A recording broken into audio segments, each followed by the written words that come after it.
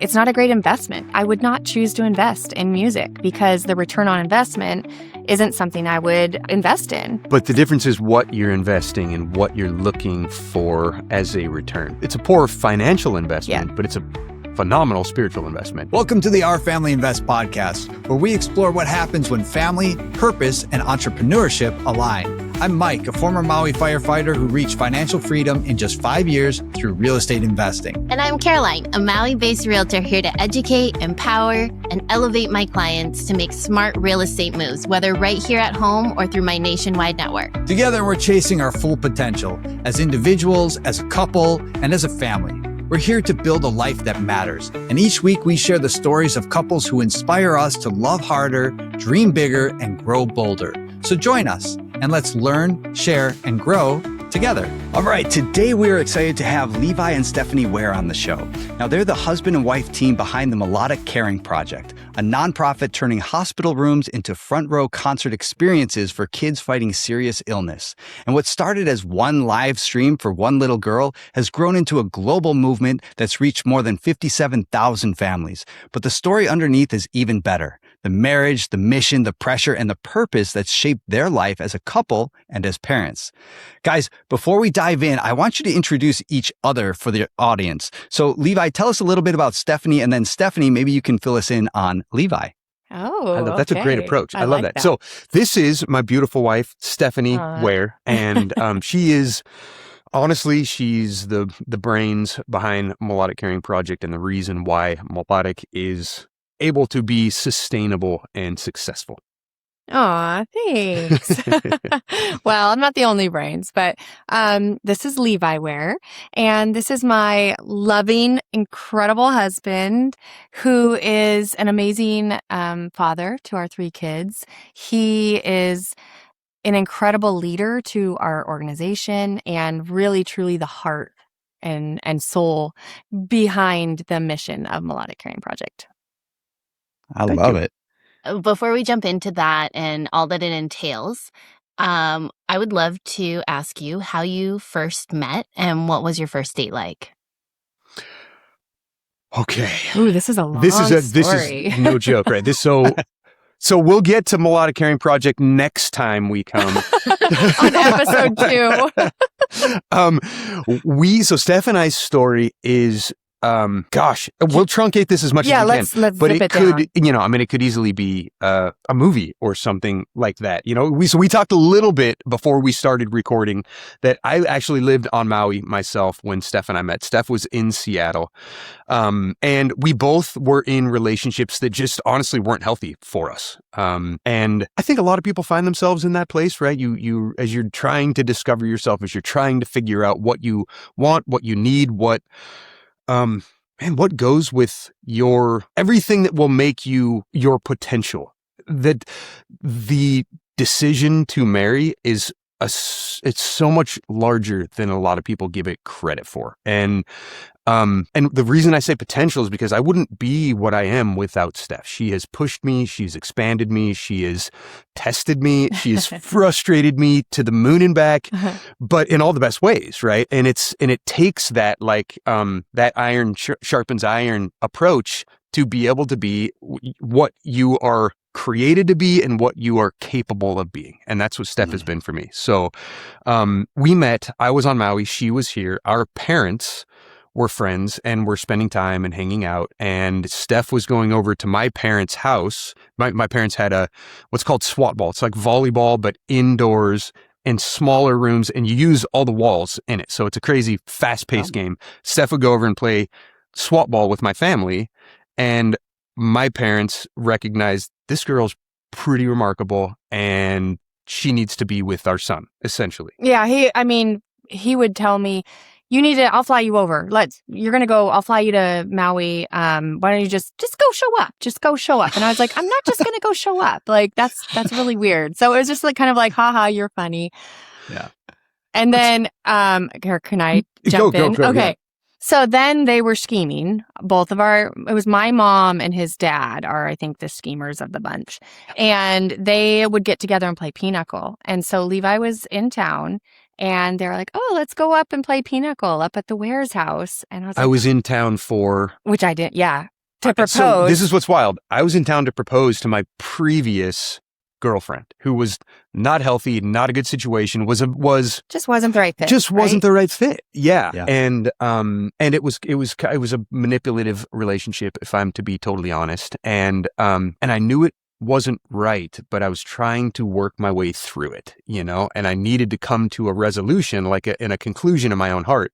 And I just didn't feel like I had quite reached it. And oh man, we can't do this justice with the time So that we I have, drive but, up with my mom because we canceled. Pinochle was canceled because they're like, "Oh, well, it's not going to work tonight."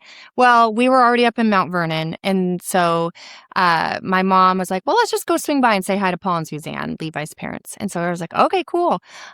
So we drive up, pull in after a car right after, and who gets out? Levi and his girlfriend. And I was like, "Wait, I know you're trying to set me up with this guy and he has a girlfriend. You forgot to mention that."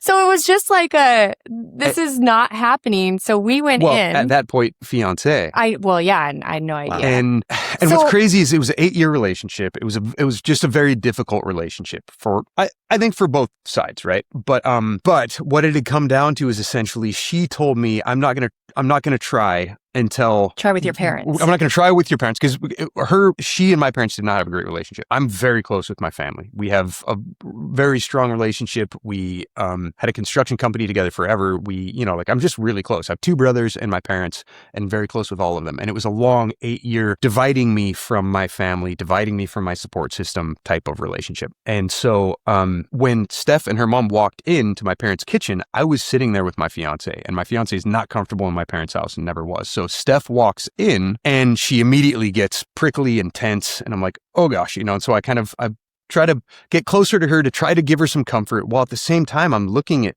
Stephanie in my parents' kitchen, and she's laughing and she's happy. And I'm sitting there going, what am I doing? What am I thinking? This is so much harder than it should be. And we're clearly not fitting each other's lives in a way that is easy, that is supportive, that is, it was just trauma, and Well, it's not good for either in Yeah, those yeah. situations. And I think that sometimes when you're in those situations, it's hard to recognize that and go and walk away. And so you had proposed, kind of sum some of this up. You had proposed in order for her to start building a relationship with his parents, and vice versa, because Yeah, they said the same thing. yeah. So it's kind of like, okay, well, let's get Well, engaged. and the proposal was terribly romantic. I said, that we are in no way ready to be married, but this is what you say you need to work on our relationship with my family, and this is what my family says they need. So here you go. Let's Sounds get like this a figured match out. made in heaven. Right? It was exactly. It was just So that There was was our so first many meeting. signs, Our first meeting was Wow. me walking in and realizing, oh my gosh, you're trying to hook me up with somebody who already has a girlfriend. Didn't know he had come home and proposed. So I was doing property management and bookkeeping, accounting. That's what my degree is. And I was working for a property management company in Seattle. And Levi's family had just bought a big property up north that they were developing and remodeling. And so I was just connecting with his dad on that. And we were just talking and then laughing. And so Levi and I we said hi to each other and for an introduction. And then that was it. And then and both kind of went our separate ways. And his dad kept saying, I'm going to fly you out. And I'm like, haha. Cause he's married, not married. He's getting married. And then on the flip side, my parents didn't want me to get back together with my boyfriend. And so I was coaching my younger sister's soccer team at the time. So I was living in Seattle, but I would come north into, it's about a 45-minute drive north to coach. So I was up here a lot and seeing everybody. And so just to kind of get her off my back, I said, okay, if Levi doesn't get married, then I won't get back together with my boyfriend. And I had to eat my words because actually my ex came up to visit me and I got a phone call from my mom saying Levi didn't get married. And I was going, wait, what? There's a whole lot more here. But from my perspective, it's like, what? And I was coaching. He was right there. So I was like, oh my gosh, Kelsey scored a goal, my younger sister. So I was like, everything, I don't know, it's just like you have these moments and you're like, this is not the path I'm supposed to be on. And whether it was Levi or anybody else, because when I saw him, it represented like, oh, there are guys out there. Don't settle for something that just isn't the right fit. And so when my mom called, it wasn't like, oh, great, now I get to go after this guy.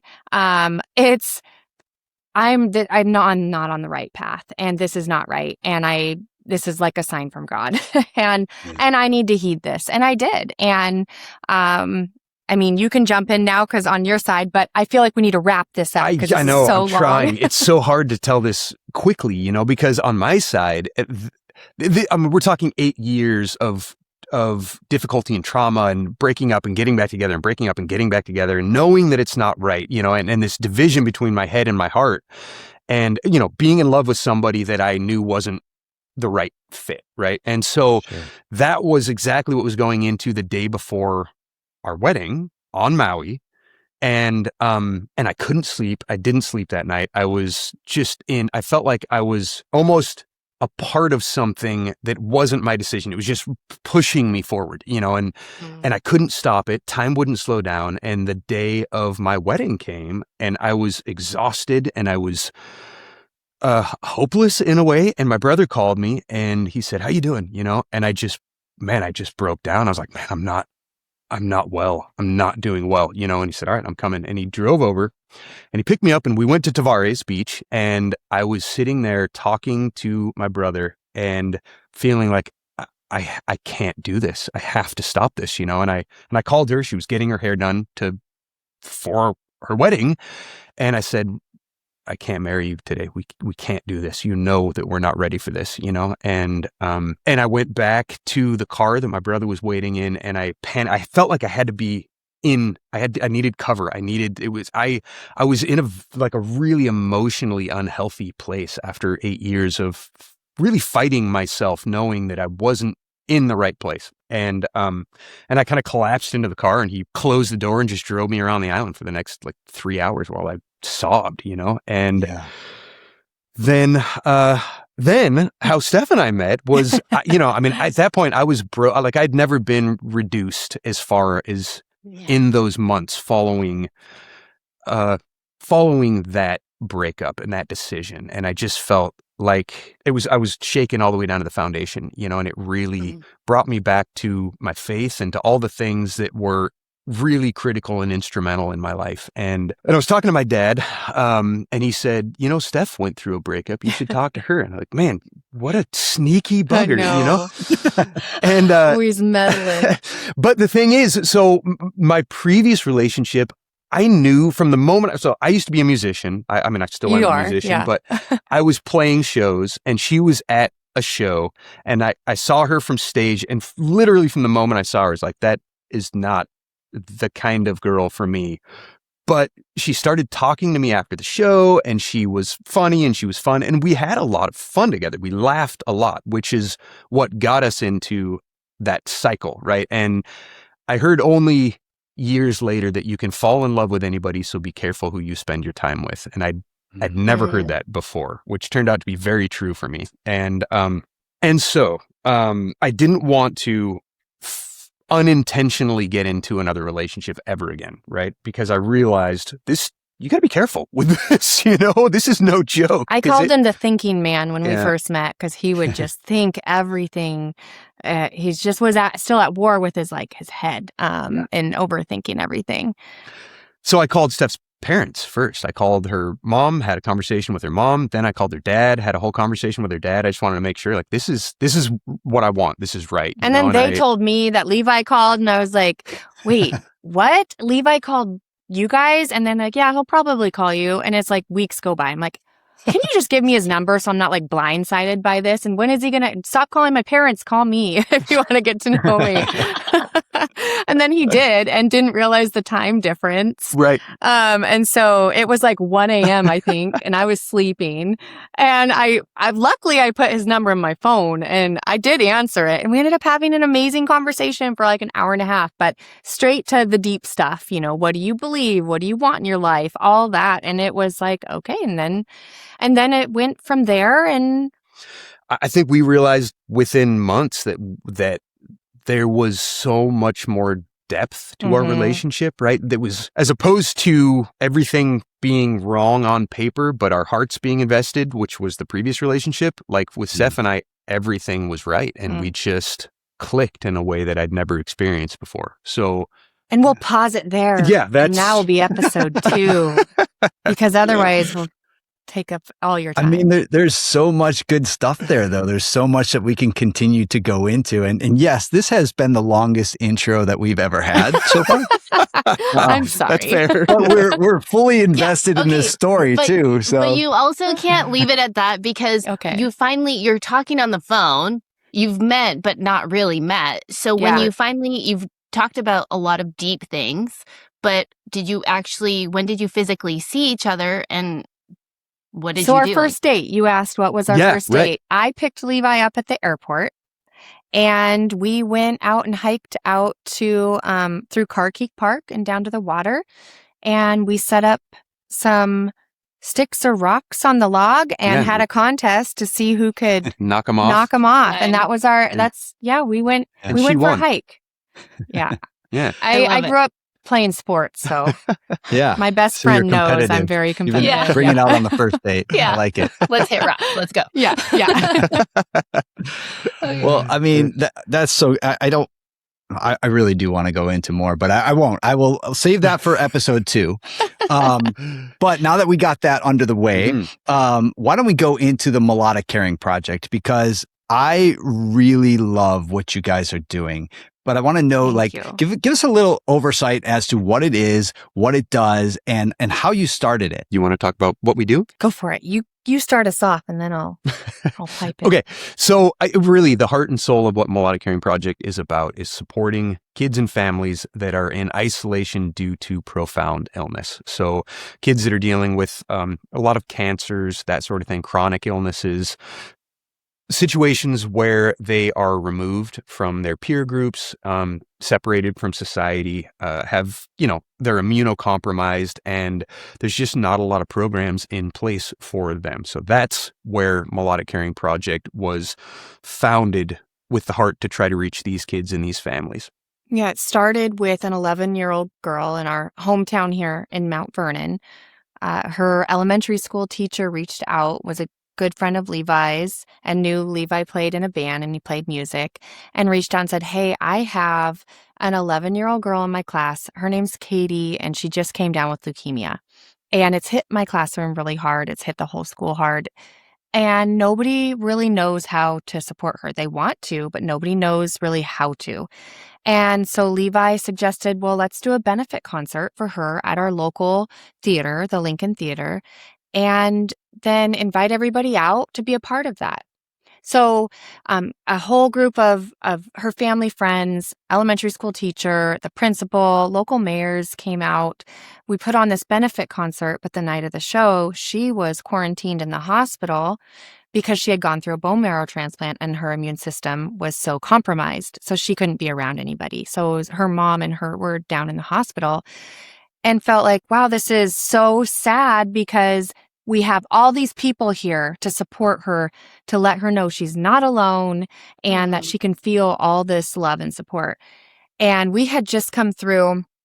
I booked Levi a really awesome show. I was like, we were newly married. I was like, I'm going to book you something. And I signed him up for a battle of the bands.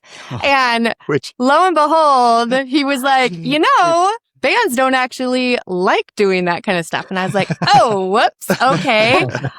Sorry, but you were chosen. And it ended up being the most amazing thing. It was for 7-Eleven Slurpee. It was a Slurpee battle of the bands. They had a really big marketing budget. And so it was a national competition. Yes, wow. a huge marketing campaign. And so they contacted us, and I was like, hey, you got in. And he's like, oh, great. And I said, well, like, what territory? When I first signed up, you could sign up for 4 different territories. And I signed up for the West Coast one. So they said, okay, well, all expenses paid. Fly you and your entire band down to LA to open up for Train at the House of Blues. Wow. And He's like, yeah, right. It's not all expenses paid. And it was. It was all expenses paid. It was so incredible.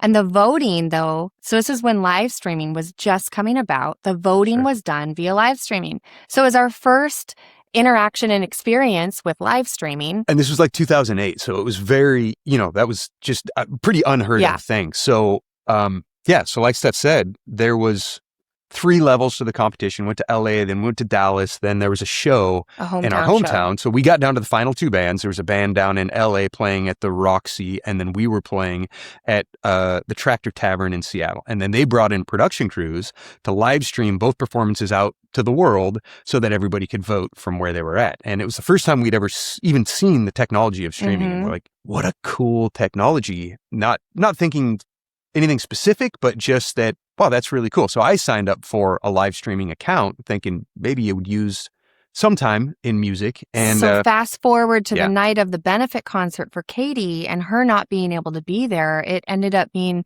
just an idea of, hey, a solution. How can we let her be a part of this and feel it? So Levi grabbed his laptop computer and logged in, tapped into open Wi-Fi from a coffee shop just a couple doors over, and streamed it to her and her mom in the hospital room, and would set the computer on stage. And it was a laptop computer, very old, mind you. This was 15 years ago, so a lot has changed.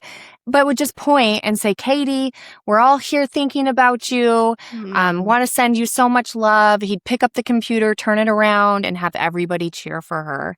Not really thinking of the emotional response or connection. It was just kind of like, we want you just to know we're here thinking of you.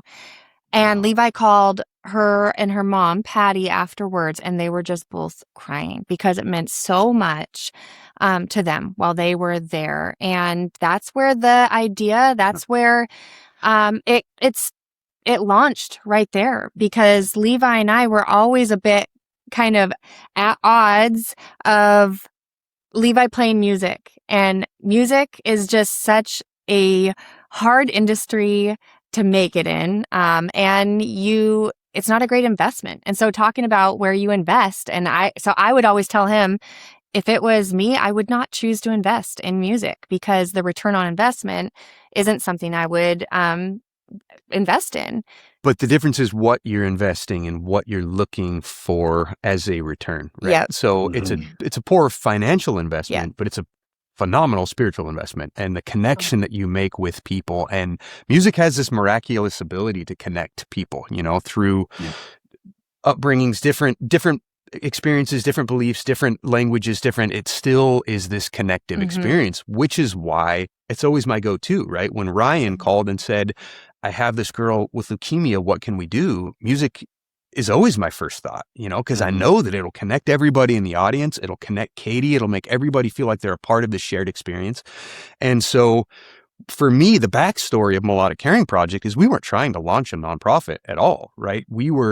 Steph, as we were having conversations about music and, what to do with it, because I always felt like my music had a purpose that I hadn't discovered. I had played and toured for like 25 years, and I felt like there was a purpose for it, but I couldn't figure out what that purpose was. And so we were having these conversations, and she was saying, well, if you feel like it has purpose, then probably playing in bars isn't where you should be. You need to find the application. Where's your target market here? Makes sense for what you're trying to accomplish, And when that show happened for Katie, it was like everything lined up. And then all of a sudden we were on the same page, and she recognizing, wow, okay, I get it. Music is not a financial investment. This is the investment. And we found the right application for it, and the right, it was just like a light bulb went off, and a question of just, could we support and help more kids and families by doing this? And that inspired both of us. And it was something we were able to latch onto together as a team and start working on the idea of, is anybody else doing this? So Levi was doing construction all over, doing VA remodel work all over Washington State. So he would be gone from Sunday to usually Thursday in the evening, and then home. And we had 2 young kids at the time, and I was at home. I did property management and accounting. But we would dedicate every Friday for almost a year to develop the idea of, just R&D and put together a business plan. And what do we need to be a nonprofit? And what does it take? And is anybody else doing this? And so really diving deep on those Fridays, his parents have always been incredible supporters and would take the kids so that we could focus on that. And we came to a point where we knew, actually, we did a test concert to see if it was as impactful with somebody we had absolutely no connection to. Because we had a connection to Katie through our friend and through the community members. And so we did kind of like a beta test concert to see if it was still impactful. And one of our favorite stories actually came out of that, if you want to share the story about Braden. Yeah, so the concert for Katie kind of felt like a fluke, and we both came out of it thinking, could it really be that impactful for them, And we thought, well, we need to try it again, like Steph said, as almost like a beta test to see if it really worked. And so Katie had a friend that she had made while she was at the hospital. His name was Braden, same age, 11 years old, leukemia as well. And so we thought, all right, let's do a concert for Braden, right? There's no connection, there's no community connection, there's no ties. This will just be like strangers to strangers. And so we set up the show. It was a couple weeks out. And as the show got closer, Braden's mom, Renee, told us that it was like really the only thing they had to be excited about, only thing they had to look forward to, because treatment for leukemia is brutal. It was day in and day out of nausea and vomiting and, and fear and anxiety and needle pokes and just nothing fun to really. And they were big music fans. And they were big Braden music fans, loved music. So he was really looking forward to having this opportunity. So they had kind of had their sights and their hopes set on this show that was a couple weeks out, and it came up to the day of the show. And it turned out that Braden, just as part of his regimen, had a double dose of chemo that day and was extra nauseous and was just vomiting all day long, his mom said. And it came up to the time of the show, and he was puking and she was panicking, thinking this is all he has been really looking forward to, and he's going to miss it because he's too sick, And she said he leaned over and threw up into a bowl, and she kind of in a panic opened the computer and clicked the link, and the show came up, and it was just as the artist was calling Braden out by name, saying, Braden, everybody is here. We're all here. We're thinking about you. We just want you to know you're not alone, and you're the rock star of this concert. We're all here. We're your number one fans, and we're here to support you. And she said that Braden stopped and wiped his mouth and sat back up and said, Mom, they just called me out by name. And she said, yeah, Braden, this is for you. This is your concert, And she said that at that moment, it engaged him, I guess, so emotionally and so completely that he forgot about his nausea and he focused on the concert. And halfway through the show, she looked down and he had tears rolling down his face. And he just said, Mom, they don't even know me. Why are they doing this? And he didn't throw up the rest of the time. He didn't throw up for the rest of the evening. Yeah. And that's when Steph and I realized, okay, this is powerful. This is good and it's powerful. And shockingly, nobody else was doing it. It was just something that we had stumbled across unintentionally that really became like our purpose and calling, Yeah. Yeah. How far after Katie's was Braden's concert? Good question. That's a great question. And I actually have to go back and look at the dates, but it was a few months, I want to say. Okay. Yeah, I don't know off the top of my head. It was within that same year. Yeah. And then we were, go ahead. No, I'm just trying to piece this together because I imagine the car ride home from Katie's concert must have been incredible, right? Like after you talk to Katie's mom and Katie and whatnot, and that light bulb situation of hey, we may have something here, right? So what was it like after Braden's concert? Did that just cement hey, this is our path going forward, or was there still more that you needed to decide upon? Well, no, I would love to say that it was that decisive, but the reality is we had no idea what it took to be a nonprofit. We weren't even thinking nonprofit at the time, right? We were just thinking, what an incredible way to reach kids there's got to be a way to continue doing this, right? Mm-hmm. And there's no reason for these kids to be suffering alone. If we can reach them, there's no reason for them to be suffering alone, you know? And so, like Steph said, we really went into a cycle of like research and what does this take? And what happened was, so the first show we did for Katie was when she was in the hospital. Then she was released from the hospital, probably, I don't know what it was, 6 months later, might have been I can't remember exactly when it was off the top of my head, but she was coming home and we thought, let's do a homecoming concert for Katie just to welcome her. It was basically like a redo, right? She wasn't able to be at the first concert. Let's have another concert that she can be at. So we did another concert called Katie Kicking Cancer to the Kerbo concert, because her last name was Kerbo. Yeah. Or is Kerbo. Yeah. So it was really cute. Mm-hmm. So we did this concert and she came to the show and we were able to really connect with her in that way. And all of it was a part of us discovering and developing the concept. But what really made a big change was my dad was at that second show. And my dad's construction guy. We were raised doing construction. There was years where my dad was going, Levi, you've had a good run with music, right? It's time to hang up the guitars. Like, let's get serious about life type of thing, back on. You know? Yeah. But after that concert, he came up to me and he put his hands on my shoulders and he looked me in the eye and he goes, I get it. You know, and it was the first time. It was kind of a similar situation with Steph and I, right? Where she got it. She connected with why music mattered to me so much, you know? And so my dad, after getting it, went and called his attorney and called his accountant and said, you got to hear what my son's doing and talk to them about what Steph and I... At this point, we were thinking of nonprofit, but it was all just an idea still at this point, nothing solidified. So he talked to them about what we were doing and they said, we love it. Incredible. And the attorney said, I will file paperwork so that they can become a corporation. And the accountant said, I'll file paperwork so they can become a 501c3. And so before we knew it, we were a registered 501c3 and we had so many people saying, you guys need to do this. This is what you're doing. Here you go. And yeah, it was incredible. And then we had some really amazing press around this time as well. We had an article on GeekWire here, a local... but this kind of unknown blog, you know, unless you're in the tech world, it's not much of a... But it was picked up on MSNBC and featured on the homepage on Digital Life on Today about streaming into hospital rooms and bringing music and hope and connection into hospital rooms. And then we got calls from Google. We got calls from Ustream and Livestream wanting us to use their Twitter platforms. And so we, at that point, so I was still doing accounting and bookkeeping. He was doing construction all over. And we were just working on Melodic one day a week on Fridays.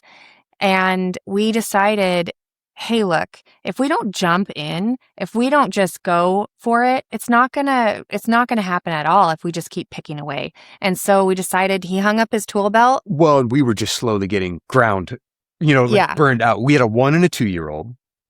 I was gone 5 days a week. Yeah. It was a hard time, honestly, in our marriage. I was gone a lot. She was home with the kids alone a lot. I didn't understand the difficulty of that. You know, there's a lot of dynamics happening, right? And we realized we've got one crack at this. It's going to happen or it's not. And one way or the other, we need to move forward with our lives, you know? And so... but it was more, too, of it's not...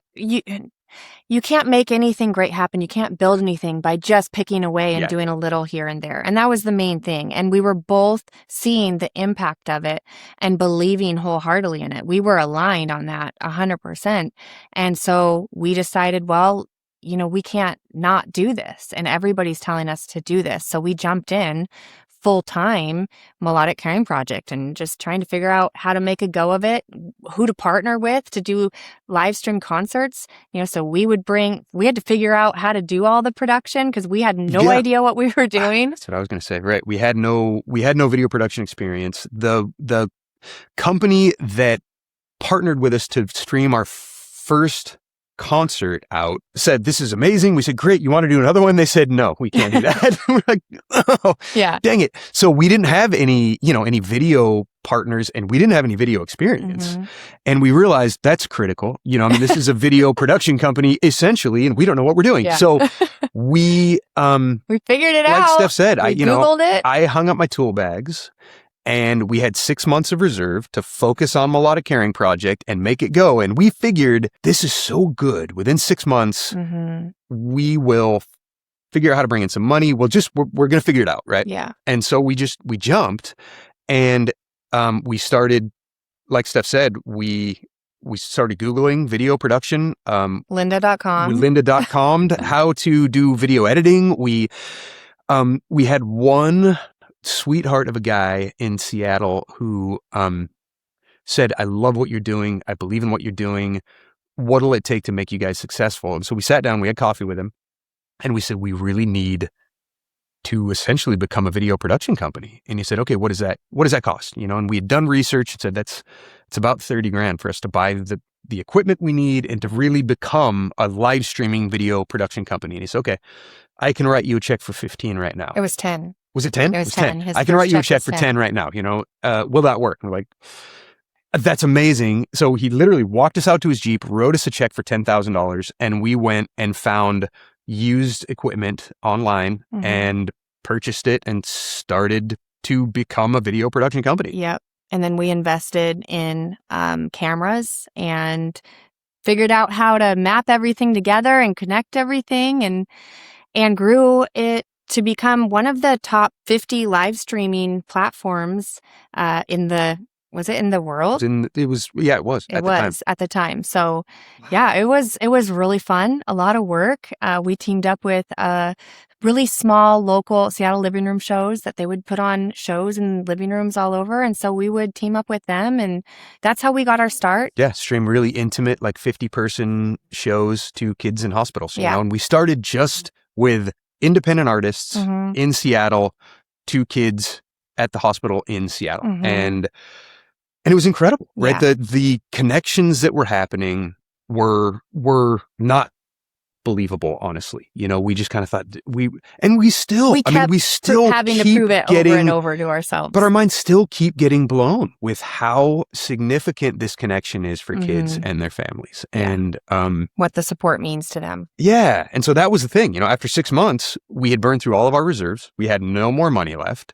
We had not found partners. We had not found funding, but we couldn't walk away because and we the market realized, tanked too. Oh yeah. And it was also, so we launched in 2010, right? The market started to tank in 2008. By 2010, the market was at the bottom, and we couldn't make our house payments anymore. And it was between keeping our house and moving continue forward. With Melodic. Yeah, with Melodic Caring Project. But we couldn't walk away because it was just the relationships and the connections that were being made. Yeah, the impact was so good. And, the difficulty that the kids were dealing with was a real kind of a perspective check for us to go, this is hard and it's stressful and it's frustrating, but it's not remotely as difficult as what these kids and families are dealing with. And we kept hearing over and over again from families as well, that there was something, the way that our program connected the kids in the hospitals by calling them out by name, right? And what happens is at these concerts, the artists will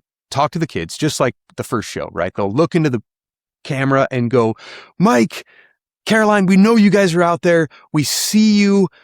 Your stories are important. We just want you to know you're not alone. You're loved. We're thinking about you. Everybody here in the venue is thinking about you. Everybody cheers. And then everybody would cheer. And so those kids went from being invisible and feeling like they'd been forgotten to being literally the rock stars of the show, which is why we called them the rock stars. And seeing the way the whole crowd changed, the artists changed, and the response was so powerful. Steph and I just thought, we can't walk away from this. And so we walked away from our house instead, gave it back to the bank. Moved in up at his parents' house. Yep.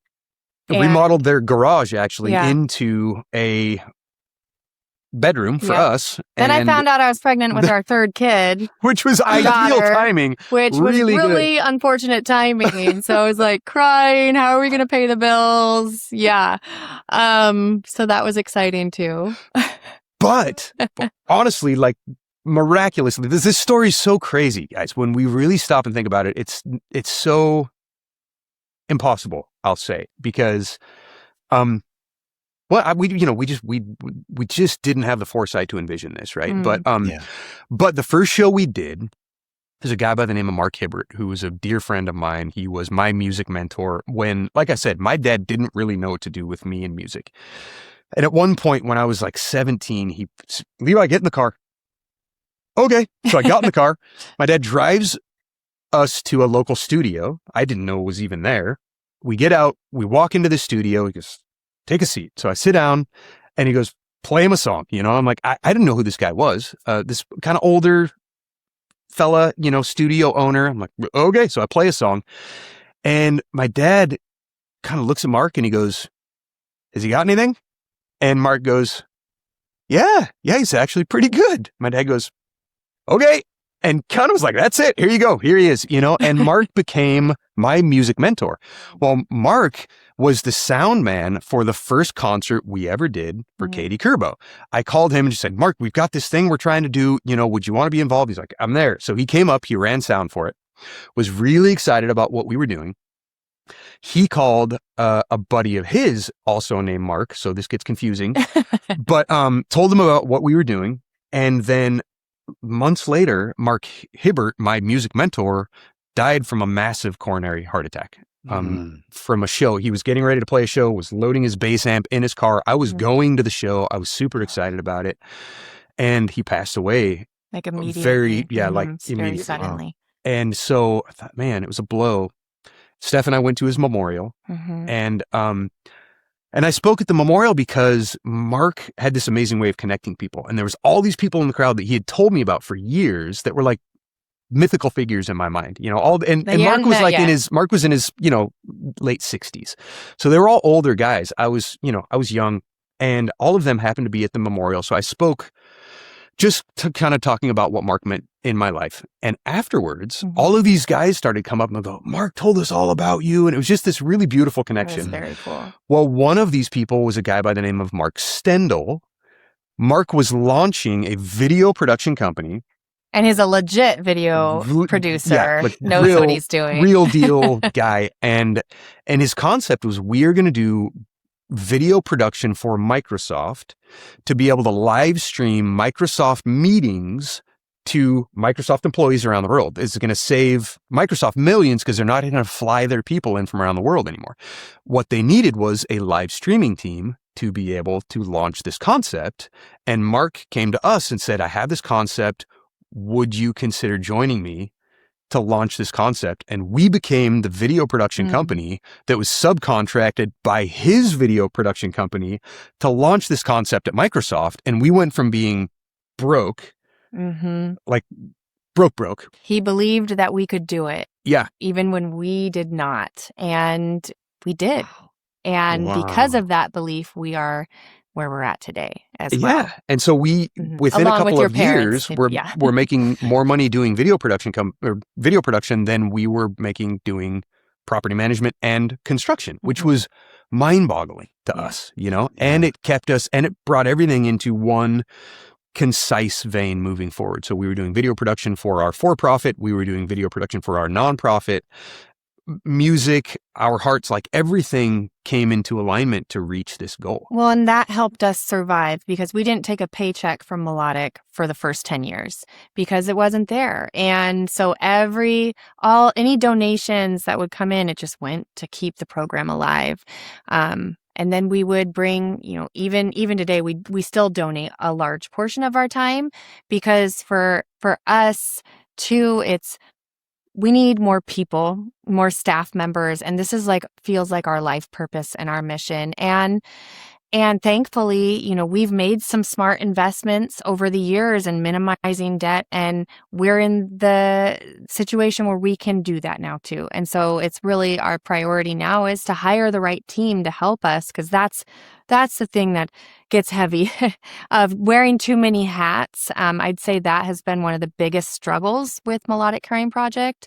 And to the point where I ended up getting really sick in 2017. And it's limited just the capacity that I can be involved in at certain times as well. So that's Melodic. That is like in a nutshell of how it started.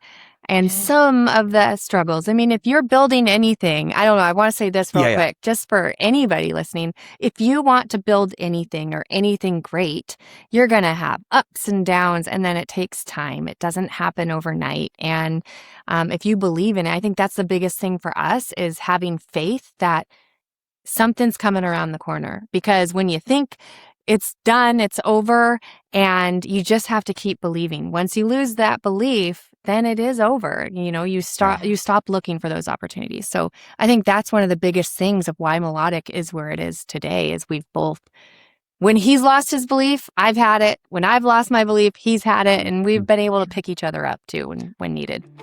Hey family, real quick, if you'd rather watch your content, head over to Our Family Invests on YouTube. You'll find this episode and all our episodes over there. Don't forget to like, subscribe, and share your takeaways in the comments. Now, back to the show.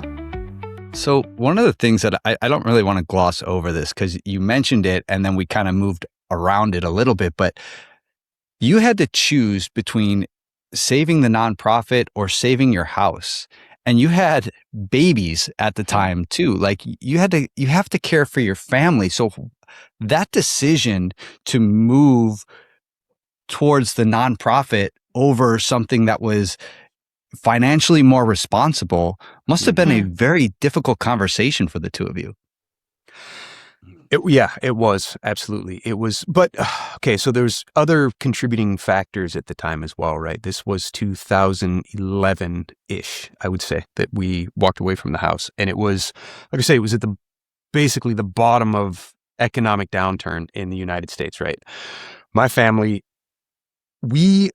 I was accustomed to a pretty up and down path. My dad is a brilliant investor. He finds properties that are broken down, that people consider worthless. He buys them. Literally, we've bought buildings for $1, and then done a full remodel on them and turned them into something valuable. But that's very an economically dependent business. And so we have been through a number of cycles of like feast and famine. I was kind of accustomed to that. Though 2010 was like very unique. We were at a point where, in reality, our entire family was looking at potential bankruptcy because of this. Steph had mentioned a big project earlier. We had just got to the end of that remodel as a family, and we're just getting ready to lease it when the entire economy tanked and we couldn't lease any of it. And we were stuck in a place of carrying a mall that was vacant. Well, the unfortunate part was the loophole. The banks were able to rewrite the loan terms and call the loan, and they found a loophole to call all of it. And it put, even though we could continue making the payments on it as the family, they said, no, the property has to now. So if the property can't, was fully then illegal, you're in, So a bunch of property developers actually went through the same thing during that year, and it tied. We ended up in an 8-year federal lawsuit at that time. So that's what my family was going through. Steph's dad was in tech industry, had been at the same company for 26 years at that point. Going on 30 years. So very slow, steady, right? Should have been a remarkably stable, safe position. But that economic downturn was like everybody's permission to basically disregard loyalty, and what happened was a lot of people that had been in companies forever and had pensions built up, they got let go without pensions. And this is what happened to Steph's dad. They forced him out. They made him sell his stock. So Steph and I were sitting here having this conversation of like, man, if my family's path is not safe, and if your family's path is not safe, there's really not a safe path forward. There is no guarantees, essentially, is what it came down to. And what we decided is if there are no guarantees, then let's do something that we believe in. And putting good into the world, because that's so needed as well. And we have 2 kids, and at this time we have 3 now, but looking at them, and it's a different perspective that watching these other families with their young kids go through these ridiculous traumatic experiences that are so heavy, it just makes you so grateful that you you aren't watching your own kids go through it, and it changes your perspective on what you're grateful for. And you want to give back and help support these families that are going through something like that as well. Yeah. I love that you were a team and you were able to be aligned on that, because hard times come and go, whether you're building something or not. And if you are misaligned or not working as a team to move forward, that could have been even more of a tumultuous time. So, kudos to putting those vows to the test. And it has, and it hasn't been easy, this whole process, but in the commitment, the loyalty, choosing to figure it out, even though sometimes you want to like strangle each other, or we both have very different management styles, where Levi's like, let's do this, let's do that, let's do this. And he makes amazing things happen. And I'm like, let's follow the path. Let's follow the path. And nope, our plates are, I always say, what's on your plate? Because you can only have so much on your plate before you have to make room for more. You can't keep piling it on. And so we got to this point too, where we really started doing, actually we called them we do these every year now, our founders retreat. And it's our annual strategic planning session. And, when you're working together, you're married, there's a huge crossover in married life, work life, where you kind of have to call church and state sometimes and be like, we had to do this last night, because I kept talking about Melodic Caring Project stuff. We have our big annual gala really around the corner and coming up quick. And so I was just like talking his ear off. He's like, okay, no more melodic. And I was like, oh, okay. So you have to learn to do that too, and protect those sacred spaces that you have to be able to find a respite too, and a refresh and a downtime. And that's been hard to do. Yeah, definitely. I used to be a surf instructor, and we used to do a lot with Make-A-Wish. And these were by far my favorite students, because all of the surf instructors would just love on these kids, right? Because we knew they were going through something hard, and we wanted to give them that special treatment. But it gets really emotionally pulling when you understand their stories. So I wonder, how does that affect you guys when you're dealing with all these kids who some of them might not get better? Mm-hmm. I think that there's been this has stretched us in so many ways that we didn't see. It's stretched our marriage, it's stretched our partnership, it's stretched our commitments, it's stretched our faith, it's stretched us personal growth. Like there's been a lot of that. Yeah. And that's one of the ways that it stretched us, right? Is recognizing that as beautiful as these connections are, and as important as they are to the kids and the families, there's only so much they can do, and there's a point where we can't help anymore. There's nothing more we can do. But I think how we made peace with that was recognizing that whether we were a part of this path, these families' story or journey or path or not, they were going to be on this path. And it was going to be only harder if they didn't have those connections, right? So there's only so much we can do, but at least we can do something, right? And when we step in and meet them where they're at and provide joy and provide connection and provide hope in a time that feels otherwise joyless and hopeless, and we've heard from many, many families that the smiles, the laughter that they saw on their kids in those moments was everything to them, because even without when their that, kids didn't make it. It would have only been pain or suffering otherwise, And so knowing that we can't, in the end, we can't save them from whatever they're dealing with necessarily. We can at least provide some joy and hope in those moments. And we're still dear friends with families who've lost their kids, but consider Melodic a part of their family because of the relationship that was developed during that time. And when families are in such a vulnerable, really raw state, and I think this is one of the things that we couldn't walk away from, was realizing that the relationships we develop with these families get really profound really fast because of what they're dealing with, right? There's nothing superficial in these families' lives. Like all the superficial has been boiled away. And the only thing they're focused on is what matters in life. And for us, it's changed our perspective. What matters in life is relationship. It's each other. It's your relationship with the people around you, with your family. It's your relationship with your God, whatever you consider to be your strength in those moments where there are no answers. All you can do is lean on something greater than yourself. And it doesn't matter what you call it. That is a critical relationship. And that's what the families are focused on. Yeah. I agree. I think I just remember the first time, because I was always a lot of times on the back end of everything, working on the business side and not interfacing with the kids and families as much. I remember the first time going into one of the hospital rooms, I couldn't even walk through the door. I had 2 young kids.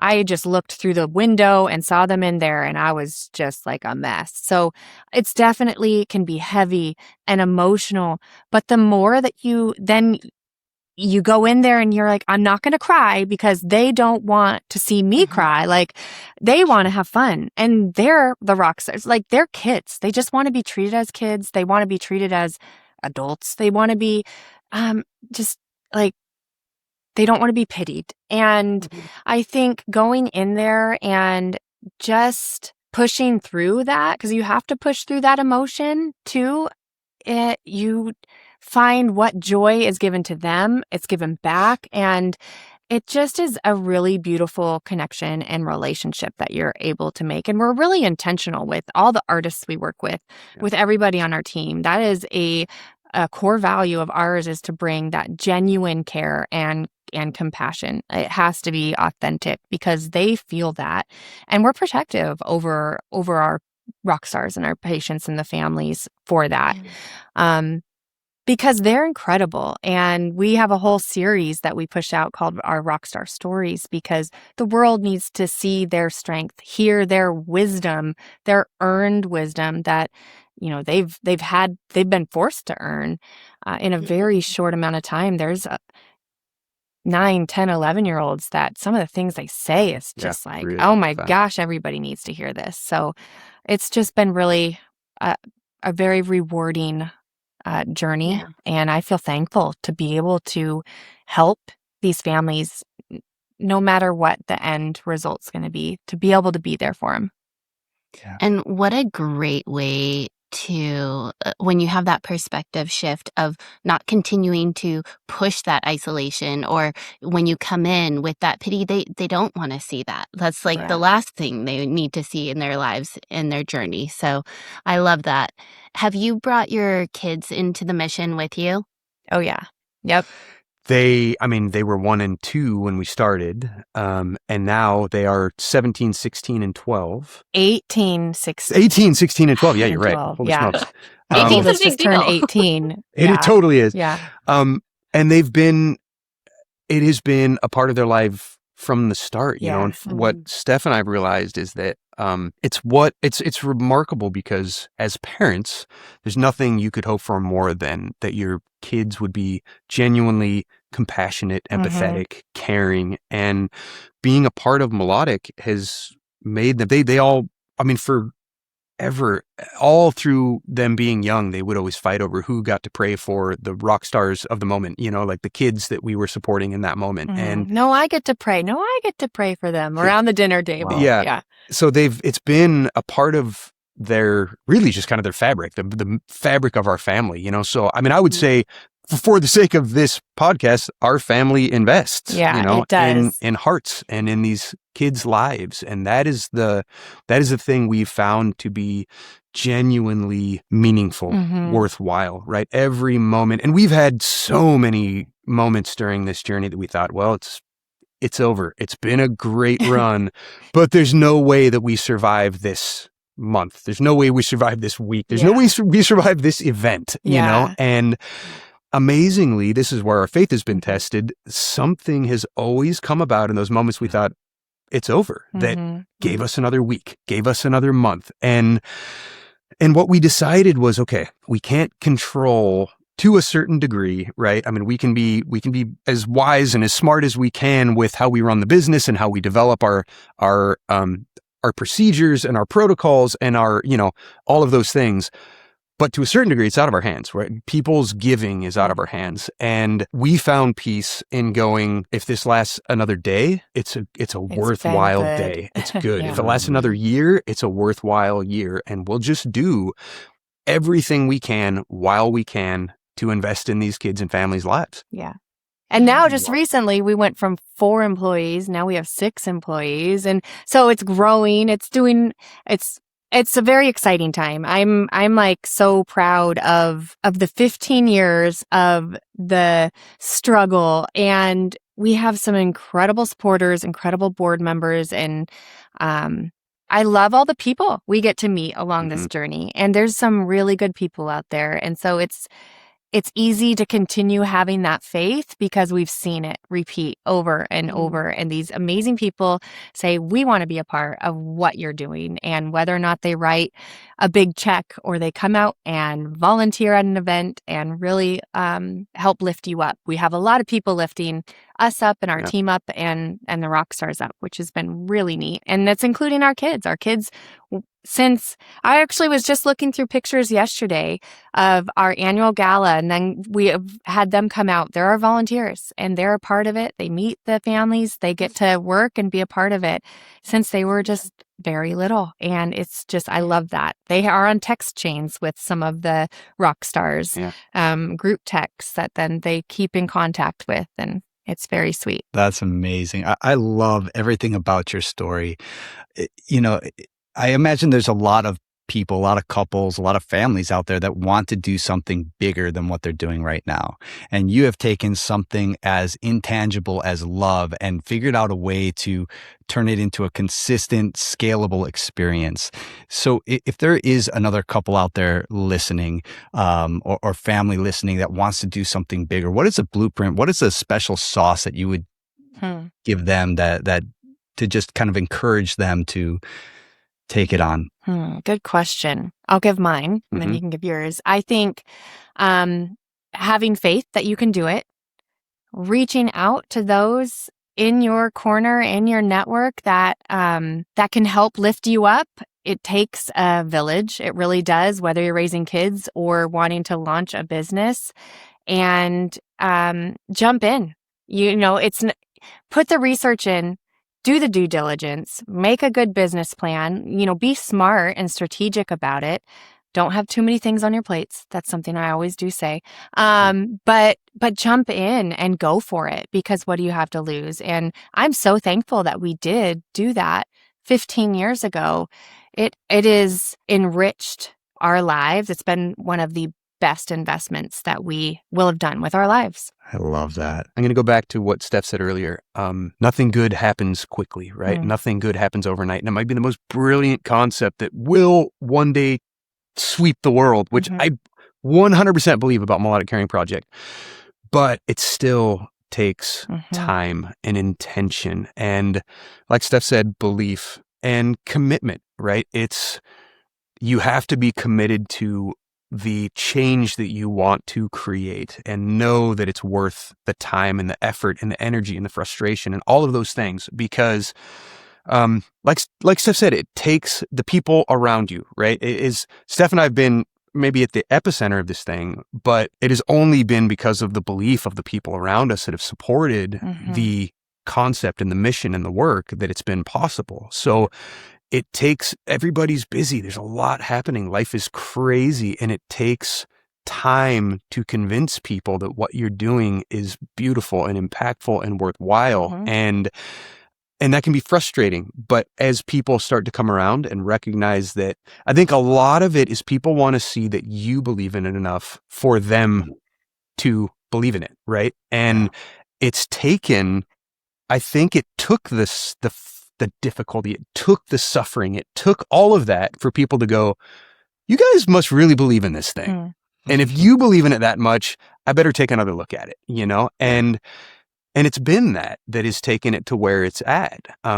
So just as long as you, like Steph said earlier, as long as you believe in what you're doing, as long as you feel that sense of pull, that call, that this speaks to my heart, keep doing it. And you are at whatever capable level you can of do it. so keep doing much it. more than you think. Yeah. And especially with the right people, around you. And you have to have a good work ethic, though, too. That is something I'm Work. thanful for my Grind. parents instilling into me.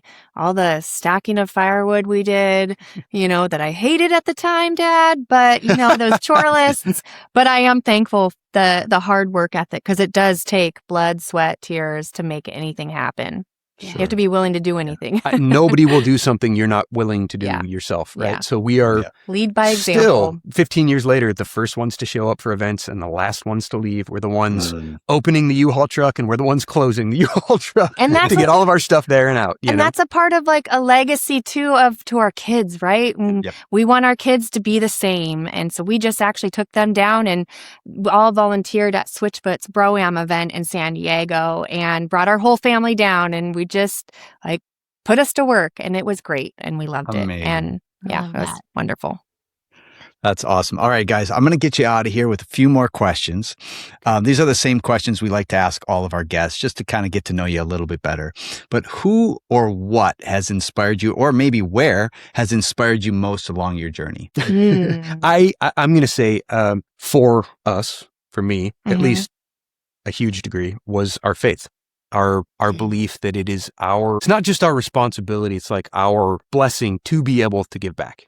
And if we have the ability to give back, then we have the responsibility to give back. And so that is what our faith informs us. We must invest in the lives around us. We must, in a desperately hurting world, when you look at the news, when you look at social media, when you look at what's happening in the world, we have to start investing back in the people around us, and nothing's going to get better until we start just genuinely loving each other, not with a goal, not with an outcome in mind, but just because people are worthy of love and support, and so that, I think, it's an overflow of our faith. It's how we say thank you for the blessings that we have in our life. And our faith language, like, love language, our faith language is action. And so I think that's a big part of inspiring us and keeping us on this path. But I would say it's the families and the rock stars that hearing how much it means to them over and over that have kept us going in times where we did not think we had anything left to give. And we look at what they're going through and we're like, well, they sure don't have anything left to give. And they are like fueling me right now. And so that's been a huge inspiration for sure. There was a story, there's a young girl named Kylie who was one of our early rock stars, and just the sweetest 12-year-old girl with a giant smile. And, she was battling cancer, and we became close with her and her family. And just when Kylie, they thought she was through her journey and everything was getting better, they were going to go do their Make-A-Wish. Actually, she was a big theater kid, so they were going to go watch Aladdin at the Broadway Aladdin. Yeah. And she went in for one scan before they were supposed to go as a family, and the tumors were back and had riddled her entire body. And so they were never able to go on their trip, but her dad told us really quickly after that. But her dad told us at 13 years old that like Steph said, they thought they were in the clear. They thought they were like on the good side of this thing, right? And then it came out of nowhere, and everybody was really shaken. And her dad said that at one point Kylie was in bed, she couldn't get up anymore, and she one by one brought each of her family members in and comforted them and said, "It's okay. I know where I'm going." And she prayed for her family members rather than the other way around. And man, there's just been so many of those examples of remarkable strength, that, like Steph said, that is been oftentimes where when we think we have nothing else to give, we go, we do. We can continue. Wow. So, all right, next question. Kind of leaning into that and that whole experience with Kylie, how do you find peace? Good question. I think there's a couple different directions you can go of finding peace. I think for us, peace and respite, I guess, of like, we need to find a space to replenish is our home and our family, our kids. We really try to soak up our family as much as possible, finding peace in our relationships, our marriage. We go on weekly date night. Tonight's date night. But finding peace through our faith, I just think I feel like it can go in so many different directions. Like peace to me is like my home and my family, really. And then it stems kind of outward from there. What would you say? I think even we would be shocked by how much these kids' perspectives have changed our perspective. And like Steph said, the reason I think largely why family means so much is we've watched how family is so critical to them in the situation they're in, right? So as they're staring death in the face, as they're looking at, some inevitabilities, like I say, all of the superficial gets boiled away. So a lot of the things that are easy to get caught up in, finances and the new stuff, the new car, the new this, the new that, really just what is society today, right? We get caught up we're easily distracted, and a lot of times I think it's those distractions that cause the turmoil. And it's not real. We shouldn't be feeling anxiety over these things, but that is what society has taught us to feel and see. And what these families have taught us in the midst of this is that, no, that stuff doesn't matter. In the end, when you're faced with, the inevitability of death, which we all are, let's be real, now or tomorrow or next year or 5 years from now, that is all of our reality. All that matters is the relationships around you. And when you're laying on your deathbed, that's all you'll care about. You won't care about the stuff. You won't care about the job. You won't care about the paycheck. None of it matters. The only thing that matters is that you are surrounded by people that love you, that they know they are loved. And that really is it's life. The relationships. That is life boiled down to a single Yeah. It's axiom. Where do you invest your time? I think as we get older, right, we look at all the things don't matter as much. It matters more on the time and where do you invest your time. And we invest our time too in the relationships that we want our kids to have with each other, and the relationships we want to have and value our marriage and our friends, our families. I didn't grow up, I feel like, with a focus on the relationships being good with siblings. And that, to me, we've changed in our household of how we value and talk and treat each other. And I think, to me, that brings a sense of peace, knowing that we are good. I'm so proud of our kids. I'm so proud of what we've accomplished, too. I think when you work tirelessly on something and you know that you've done like all you can and your best work, I think I like to pride myself on, like, if I'm going to do something, I want to do it well. And I think that gives me a sense of peace too, just doing that. And then I need to sleep. But I think that to me brings me a lot of comfort and peace too, knowing that you can be proud at the end of the day of what you've done. Yeah. If you could sit with your younger selves for just a moment, what's one piece of advice that you might give them? Okay, I have one. Yeah. You're on the same team.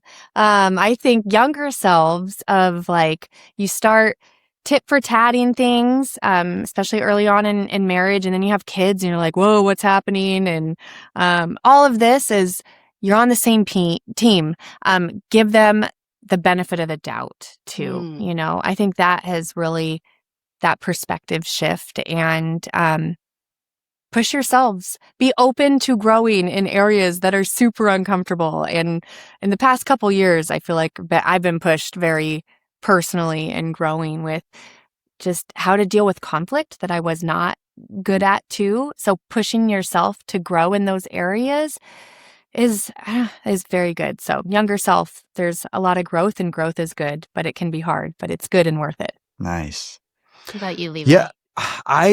Maybe it sounds silly, but just relax. Appreciate the moment that you're in, because they pass really quickly, and it's really easy. I think it's the struggle of looking into the future, looking into the past, thinking I wish I would have done something different, or I wish something was different that I could work my way towards, when the reality is the moment that you are in, wherever that is, whatever that moment is I wish that I could have just and just found myself more in that moment and appreciated it for what it was, the struggle, the difficulty, the joy, the like I say, whatever it was, because I think the benefit of hindsight, I'm almost 50 now, so now I actually have some hindsight that I can speak I'm to. not. She's not. But recognizing in retrospect that the things that in the moment I thought were the worst, right? The stuff that was out of my control, the stuff that I saw as, why does this have to happen? Why now? Why this? Why were the best moments? They not in the moment, but the outcome, what was learned, the growth that Steph is talking about, right? That forced growth, the character that was developed, the faith that was developed, really the things that make you not a bratty kid were the greatest moments. I wish I could have recognized that in the moment so that I had more peace, you know? Like Says that. every old person ever. I feel like you're not alone in that. And yes, she did just call me old. I did. You caught that. Yeah. Yeah. Well, if it makes you feel any better, I'm closing in on 50 myself. So I'm also Okay. not. last Way to question. go, Okay. guys. What is something that you have learned recently that's made you kind of just see life a little differently? Oh, good question. Okay, I've got one if you're still for pondering it. over there. Just our kids getting older, everybody says it goes by so fast, and when they're babies, you're like, yeah, but like I'm so tired, and be quiet. Yeah, but no, our daughter just turned 18, and I cannot believe it. I cannot, and it's changed even just in the past 3 years, I feel like I was able to recognize how fast the years were going, and I was so like we just need to go do things as a family. I want to be home. I want to be more focused. I don't want to miss it. And that's what a perspective shift as your kids get older. And that's another piece of advice. Don't miss it. Don't work so hard that you miss it too. That's not worth it, because that's not the point of life. So soak up those moments with your kids as much as possible. Take those vacations. Don't wait for later. It's going to get way harder to do that later. So make those memories. Yeah, when you can. memories are better than money. A lot of Exactly. times, Oh, it's Yeah, that's so good. so I was going to say something very similar, but you nailed that. So Mm. I'm going to say something different. Okay, great. I'm going to try to come up with something wise and different. No, I will say it's similar to what, maybe the conclusion of what my last statement was, right? Is that it is, with the benefit of hindsight, I'm finally recognizing that, man, life is in a remarkable journey, and we don't understand the image that's being created a lot of times, and it's like this tapestry, right? Where there's these little points and I don't know what's happening here. This is jumbled. This doesn't look like it makes any sense. But then when the lines start to connect, you realize, my gosh, what a gorgeous image. But you couldn't have envisioned it, right? You couldn't have seen it coming. And that is what only some retrospect has been able to provide. And I feel like just starting to recognize, okay, I don't get it. I don't get the plan. I don't get where this is all going, or how this is all ending, or what the conclusion is. But I'm finally beginning to trust that it's good, and I can just accept it for what it is, Yeah. And you guys are saying yes. And I think that is one of the differentiators, right? So thank you both, Levi, Stephanie, for sharing your time with us, your stories, the impact of the Melodic Caring Project. I've heard that saying that music is a universal language. And that's clearly apparent with people who are in their deepest struggles of life. So thank you. Where can our listeners connect with you or follow or support? Oh, thank you. And thank you for sharing and shining a light on Melodic Caring Project and our story. They can find us at melodiccaring.org. There's 2 C's in there, melodiccaring.org. Follow us. We are really trying to grow our social. So on Instagram, on Facebook. I feel a little too old for TikTok, but we're gonna Give it a shot. maybe try to do that sometime. That might be the thing that breaks us, Instagram and actually. Facebook. Instagram is where we post to more, but there you go, at Melodic Caring. Awesome. Well, thank you guys so much. You guys have been amazing. We really, really appreciate your time. Thank you. Likewise. Thank you so much for having us. Thanks for being part of the family today. If you want a closer look at our journey through real life, business, and all the wild adventures, follow us on Instagram at Our Family Invest. And for free resources to help you on your own path, head to ourfamilyinvest.com. If you like this episode, send it to a friend. And if you're feeling extra generous, drop us a quick review. It really helps us grow this community. Thank you so much for being part of our family today. We really, truly appreciate you.